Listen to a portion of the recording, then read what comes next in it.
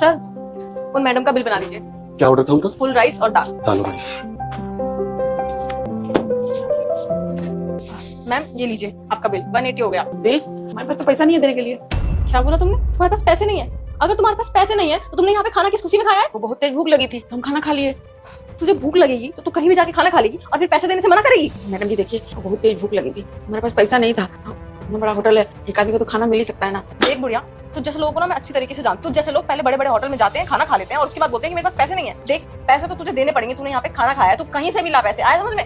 पैसे तो नहीं है हमारे पास। आपको अगर काम कराना है तो करा लीजिए, हम सब काम कर देंगे। तू ऐसे नहीं मानेगी ना, सर को बताती हूँ, वही हैंडल करेंगे। मेरे तो बस की है नहीं। और हाँ, अगर तब भी तूने पैसे नहीं दिए ना तो काम तो तुझे करना पड़ेगा। ऐसे खाली होकर मैं तो नहीं जा सकती। तू आती हूँ मैं।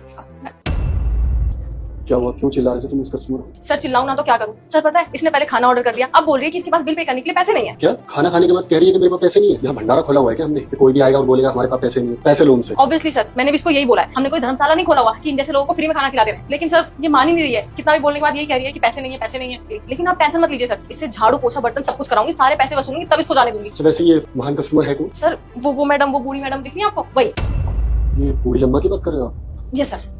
जाने दो उनको, पैसे मत लो। सर आप कैसी बात कर रहे हैं? ऐसे कैसे जाने दूं? आपको पता नहीं है यहाँ के लोगों का। इन जैसे गरीब लोग, आज ये आइए ना, कल पूरा गांव उठ के आ जाएगा, बोलेगा हमारे पास पैसे नहीं है, हम क्या करेंगे?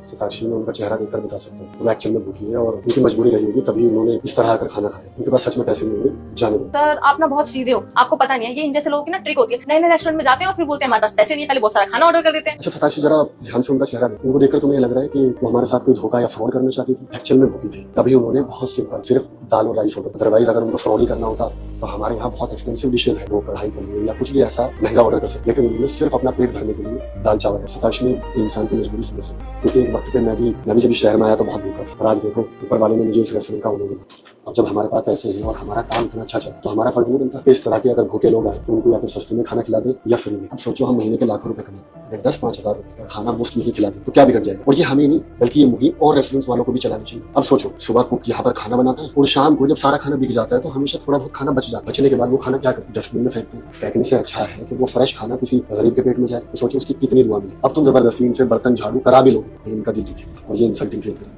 हमसे भगवान भी नाराज हो जाएगा। कोई बात नहीं, 200-300 रुपए की बात है, लेट इट बी। मुझे लगता है वो औरत बहुत मजबूर है। हमारे यहाँ 1-2 लोगों के काम की जरूरत है, उनसे पूछ लो, हम उनको थोड़ा बहुत सैलरी दे देंगे और मुफ्त में खाना भी दे दिया करेंगे। पूछ लो कि आंटी जी आपको कोई जॉब की जरूरत है तो उनको कोई भी जॉब ऑफर करते। ओके सर आप बहुत अच्छे हैं, आपका दिल बहुत बड़ा है। आपने पहले उनसे पैसे लेने के लिए मना किया और अब आप जॉब भी ऑफर कर रहे हैं। वरना मैं होती ना तो आज उनसे झाड़ू पोछा बर्तन सब कुछ करा के ही मानती। मैं भी अब आपसे कुछ सीखूंगी। कोई नहीं, हमेशा इंसान को दिल और दिमाग दोनों नरम रहना चाहिए। चाहिए उनको ये सब चीजें ऑफर करनी चाहिए। जी सर।